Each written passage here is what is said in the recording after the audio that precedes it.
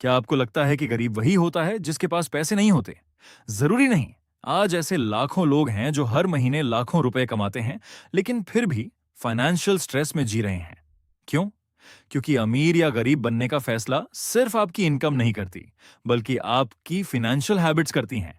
आज मैं आपको ऐसी 7 आदतों के बारे में बताऊंगा जो धीरे धीरे आपकी वेल्थ बनने से रोक देती हैं। अगर इनमें से एक भी आदत आपके अंदर है, तो आज का वीडियो आपके लिए है। Habit 1, lifestyle inflation. पहली आदत है लाइफस्टाइल इन्फ्लेशन।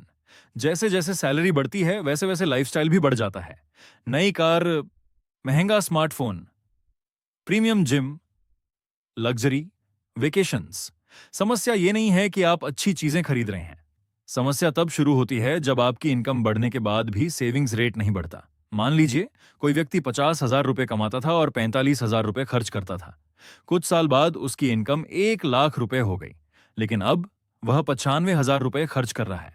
इनकम दोगुनी हुई, लेकिन वेल्थ नहीं बढ़ी। याद रखिए, इनकम आपको अमीर नहीं बनाती, सेविंग्स रेट और इन्वेस्टमेंट्स आपको अमीर बनाते हैं। हैबिट 2, सिर्फ सैलरी पर निर्भर रहना दूसरी आदत है।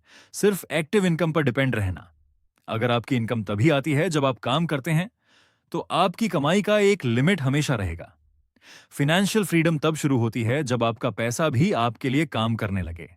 जैसे mutual funds, stocks, dividends, rental income, business, digital products. दुनिया के सबसे अमीर लोगों की सबसे बड़ी ताकत उनकी सैलरी नहीं, बल्कि उनके एसेट्स होते हैं जो लगातार इनकम जनरेट करते रहते हैं। इसलिए जितनी जल्दी हो सके पैसिव इनकम सोर्सेज बनाना शुरू कीजिए। Habit 3, emotional spending. तीसरी आदत, इमोशनल स्पेंडिंग। स्ट्रेस हुआ तो शॉपिंग, मूड खराब तो फूड डिलीवरी, बोर्ड हुए तो ऑनलाइन शॉपिंग। इसे रिटेल थेरेपी कहा जाता है। कुछ मिनटों की खुशी मिलती है, लेकिन बैंक बैलेंस धीरे धीरे कम होता रहता है। एक आसान रूल अपनाइए।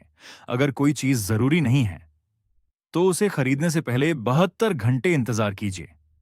ज्यादातर मामलों में 3 दिन बाद आपको उसकी जरूरत ही महसूस नहीं होगी। Habit 4, FOMO investing.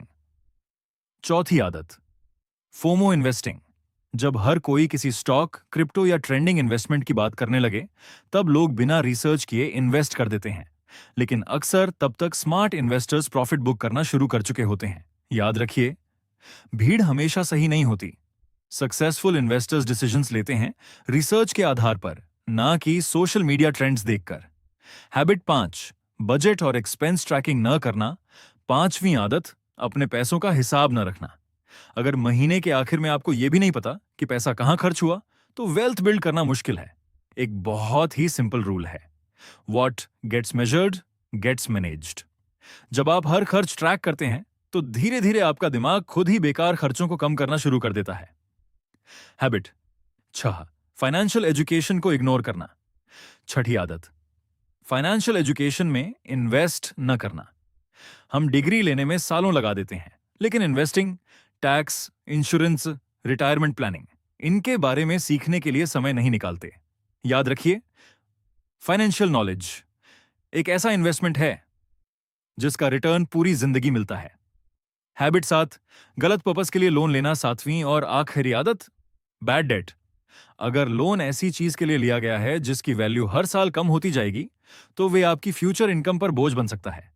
लेकिन अगर लोन किसी ऐसी चीज के लिए है जो इनकम जनरेट करे या आपकी अर्निंग कैपेसिटी बढ़ाए, तो वह एक स्मार्ट फाइनेंशियल डिसीजन हो सकता है। हर लोन लेने से पहले खुद से सिर्फ एक सवाल पूछिए, क्या यह लोन भविष्य में मुझे पैसा कमा कर देगा या सिर्फ ईएमआई बढ़ाएगा? कंक्लूजन, वेल्थ बनाना किसी लकी ब्रेक का खेल नहीं है। यह सही फाइनेंशियल हैबिट्स को लगातार अपनाने का परिणाम है। अगर आपने आज इन 7 आदतों में से सिर्फ एक भी बदल दी, तो आने वाले वर्षों में आपकी फाइनेंशियल लाइफ पूरी तरह बदल सकती है। अगर वीडियो पसंद आया हो तो लाइक कीजिए, अपने दोस्तों के साथ शेयर कीजिए, और ऐसे ही आसान भाषा में फिनेंस सीखने के लिए फिनेंस वार्ता को सब्सक्राइब करना मत भूलिए। मुझे कमेंट करके जरूर बताइए, इन 7 आदतों में से आपको सबसे पहले कौन सी आदत बदलनी है।